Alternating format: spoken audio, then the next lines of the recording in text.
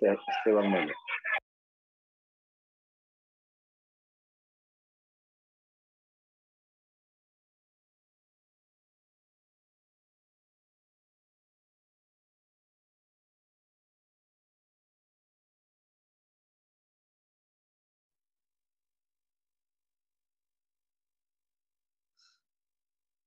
¿Se me escucha, señor presidente?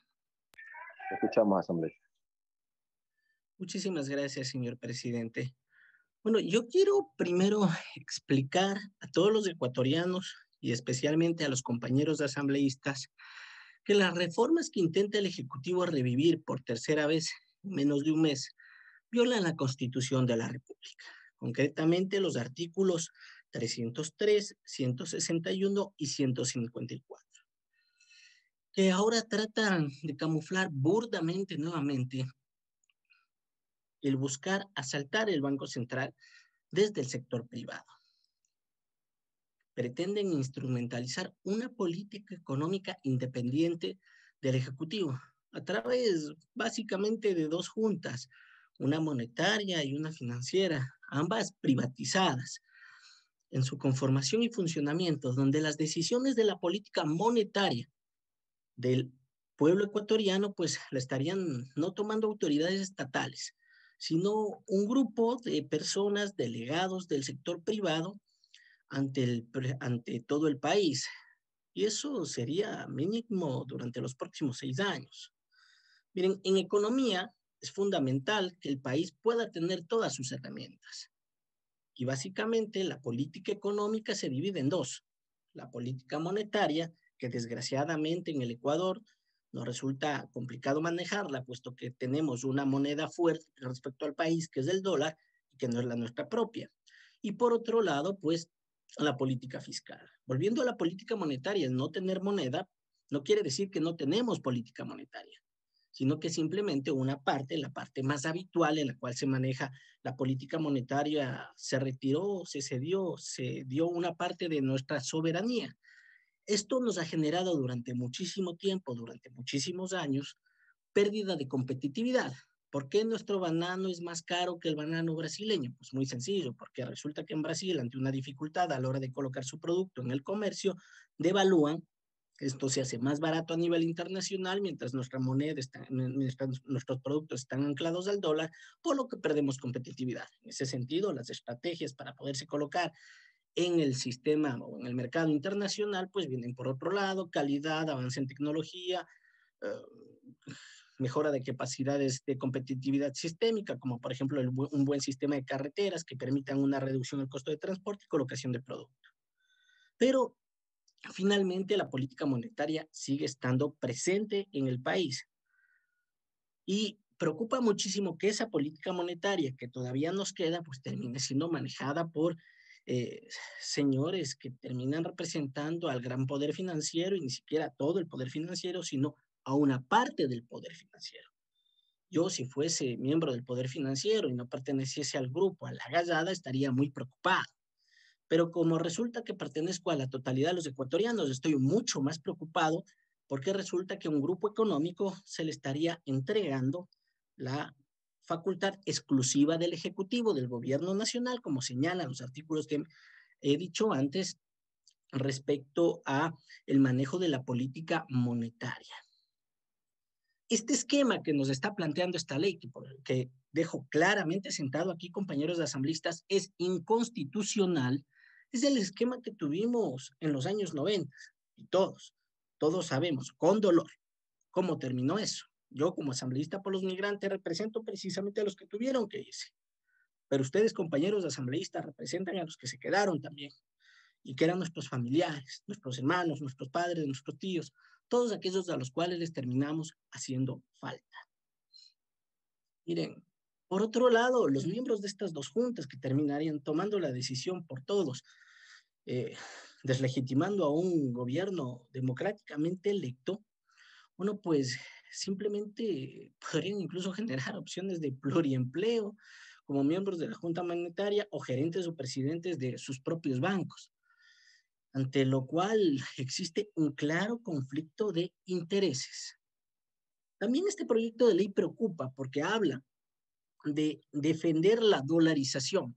Y me preocupa que venga por parte del presidente Moreno, porque, compañeros asambleístas, seamos claros, y todo el pueblo ecuatoriano lo tiene absolutamente claro.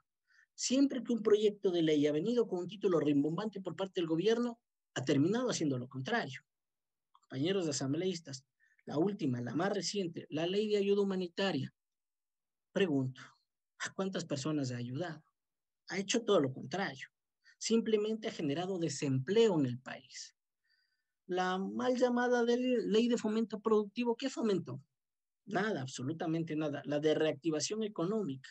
Simplemente han servido para condonar deudas a los grandes sectores económicos del país, pero para nada más. Ni reactivaron, ni fomentaron, ni ayudaron humanamente a nadie. Simplemente dañaron la economía. Año 2019, una economía en picado, menos de 0,5%, así que no se diga que es producto de la pandemia, y ahora en la peor crisis que tenemos, y estamos en indicadores de menos del 9%, con una crisis deflacionaria que, por cierto, económicamente es la peor porque termina generando sobreestocaje. Miren, la dolarización se defiende teniendo dólares en la economía. Y ahí viene otro ámbito que me preocupa fuertemente de este proyecto de ley. Bueno, pues que limita los mecanismos para evitar la salida de capitales del país. Concretamente voy a hacer referencia al artículo número 15 del Código actual, que permite establecer las metas de cumplimiento de riesgo neto de dólares en la economía ecuatoriana, por concepto de exportaciones no petroleras, y asimismo como el artículo 142. Bueno, pues estos mecanismos permiten controlar la salida excesiva de dólares y favorecer su ingreso, señores.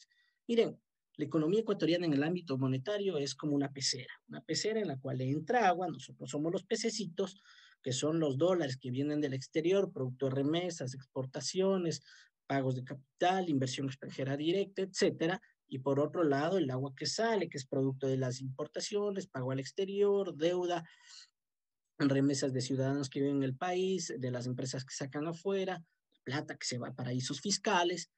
Bueno, pues resulta que si sale más agua de la que entra, esos pececitos se seca el agua y se mueren. Bueno, pues esa sería la economía ecuatoriana, por lo que es fundamental que se mantengan los mecanismos a través de los cuales entra más dólares que los que salen.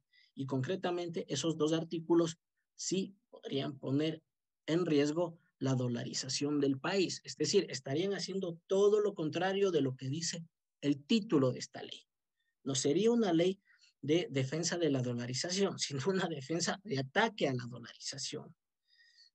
El proyecto asimismo de ley reforma el artículo 33, del que establece el sistema de cuatro balances, que es una versión que genera una peligrosa rigidez para la economía ecuatoriana en la regla de respaldo a favor de la cobertura del encaje bancario, que sinceramente, compañeros asambleístas, confunde mucho los conceptos. No es lo mismo el depósito, los depósitos del sistema financiero, como se han afanado en confundir o decir muchos analistas.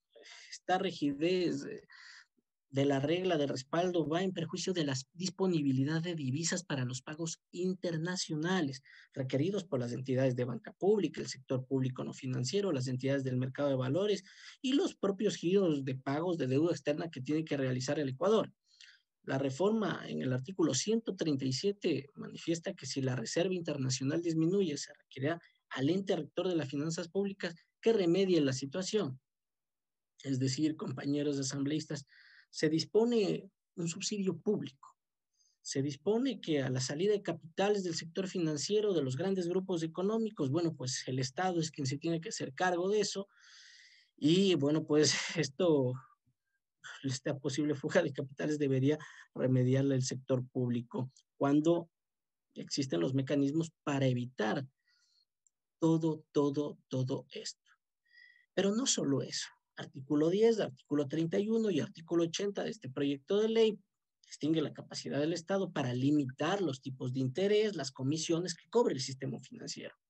Miren, yo he vivido muchos años fuera del país y la verdad es que en el Ecuador es en el único sitio donde veo que te cobran por consultar tu saldo, donde veo unos tipos de interés que la verdad dificultan muchísimo la reactivación económica. En Europa, en Estados Unidos, el tipo de interés interbancario es no superior al 3%. Incluso el tipo de interés para poder generar activación económica es inferior al 1%, y en economía, si un tipo de interés es inferior al 1%, pues simplemente es prácticamente como que no se cobrase nada de tipo de interés. Y eso sí resulta un alivio financiero. En una situación como la que estamos, una situación en la cual se necesita que circule las monedas en el país, que se necesita que la gente pueda acceder a crédito barato, bueno, pues simplemente estaríamos atentando contra la posible reactivación económica de cualquier gobierno, compañeros y compañeras asambleístas. Miren, y en su momento, y yo lo había dicho, que era un tiro en el pie, se limitó la capacidad del Banco Central de poder comprar o poder financiar elementos dentro del país.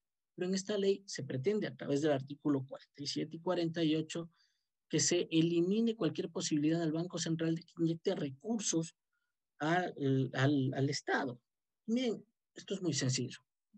Finalmente, quien esté en el gobierno puede tomar esta opción o no puede tomarla, pero simplemente no la limiten. Si usted va a salir a correr, compañeros asambleístas, no se corte un pie, pues déjese los dos y ya usted le hace más fuerza o le mete más ahínco con uno de los dos pies, pero no limiten esas capacidades que terminan generando problemas.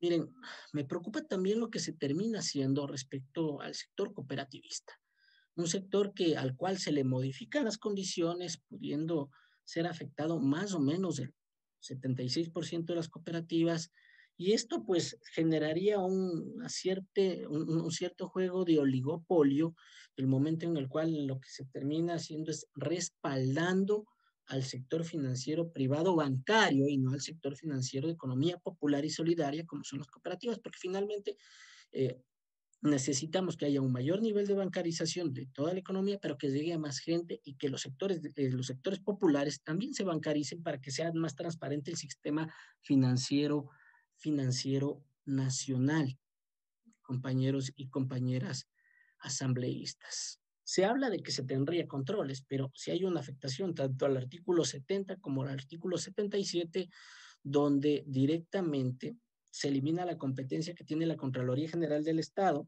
artículo 98 de la Contraloría, para auditar el correcto uso de la Reserva Internacional por parte de los nuevos miembros privados. Repito, afines a la banca, que conformarían el directorio del Banco Central. Por eso es que, compañeros asambleístas, sinceramente, este proyecto de ley no es pertinente para los ecuatorianos. Este proyecto de ley es simplemente una exigencia del Fondo Monetario Internacional y la exigencia de, bueno, pues ciertos grupos financieros, no todos, ciertos grupos financieros del país.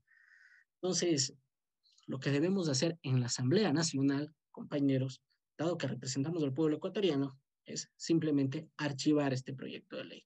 Es innecesario, antitécnico e inconstitucional. Así que espero de todos ustedes una reflexión profunda al respecto y que, bueno, pues dejemos que el próximo gobierno tome las medidas que estime pertinentes, pero que no sea la economía ecuatoriana directamente a cierto grupo financiero que terminaría dañando la misma economía. Recordemos que todo el mundo tiene un interés y en este caso lo que se estaría haciendo es que la política monetaria no sirviese al interés del gobierno legítimamente electo, es decir, por todos los ecuatorianos, es decir, no estaría sirviendo la política monetaria al interés de los ecuatorianos, sino que estaría sirviendo al interés de solo un grupo financiero. Hasta aquí mi intervención, señor presidente. Muchísimas gracias.